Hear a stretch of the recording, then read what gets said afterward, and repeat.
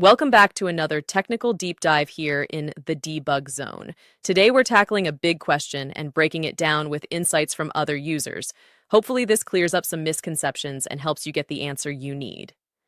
So buckle up, stay a little curious, and let's jump right in.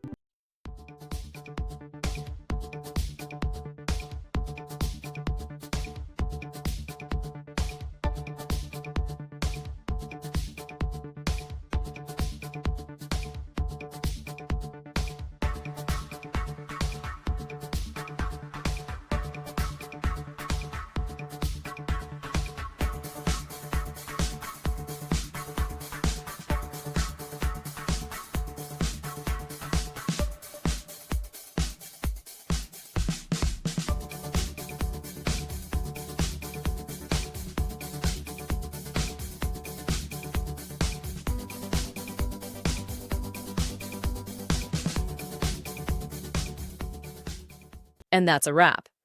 I hope you found the answer you were looking for. If you did, take a second to hit that subscribe button. It really helps out. And let me know in the comments which solution worked best for you. See you next time in the debug zone.